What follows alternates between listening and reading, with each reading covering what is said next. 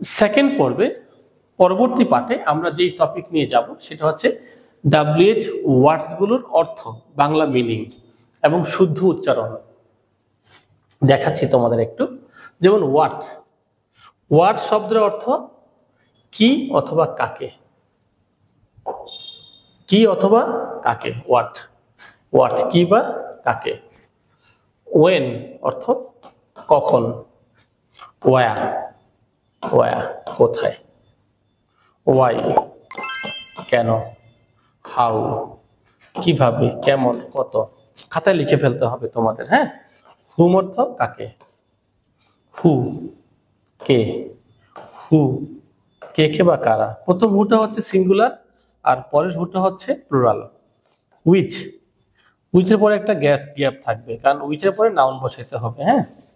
Which, whose, which কোনটি, আর হচ্ছে whose কারটি। আমরা একটু দেখবো যে এগুলোর ওয়াট কোন একটা বিষয়, ফ্যাক্ট, ফ্যাক্ট মানে ঘটনা, কোন ঘটনাকে জানার জন্য আমাকে ওয়াট দ্বারা প্রশ্ন করতে হবে, হ্যাঁ। আর আমরা যখন সময় জানবো, সময় জানতে চাওয়ার জন্য আমরা ওয়েন দ্বারা প্রশ্ন করব। ওয়ার মানে জায়গা, কোন একটা প্লেস। আমরা যখন প্লেস মানে প্লেস সম্পর্কে জানবো তখন আমাকে ওয়ার দ্বারা প্রশ্ন করতে হবে। আর ওয়াই মানে হচ্ছে কারণ, কোন একটা ঘটনার কজ, কারণ। হাউ কিভাবে, কাজের ধরন। হুম ব্যক্তি সম্পর্কে জানতে আমরা হুম দ্বারা প্রশ্ন করব।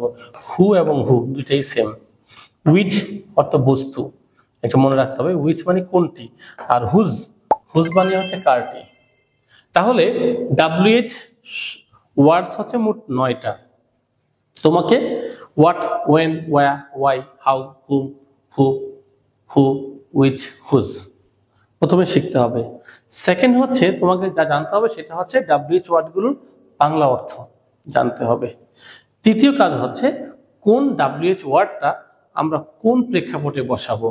ইতিমধ্যে আমি তোমাদের বলেছি, যদি কখনো কোনো বাক্যে সময়ের নিচে আন্ডারলাইন করা থাকে সময়, তখন আমরা সেখানে ওয়েন দ্বারা কোশ্চেন তৈরি করব। যখন কখনো জায়গার নিচে থাকে আন্ডারলাইন করা, তখন আমরা ওয়ার দ্বারা প্রশ্ন করব। যখন কোনো কাজের ধরন, কাজটা কিভাবে হয়েছে এমন কোন শব্দের নিচে আন্ডারলাইন করা থাকে, তখন আমরা হাউ দ্বারা প্রশ্ন করব। আশা করি তোমরা WH ওয়ার্ডগুলো খাতায় লিখে সুন্দর করে মুখস্থ করে ফেলবে অর্থ সহ।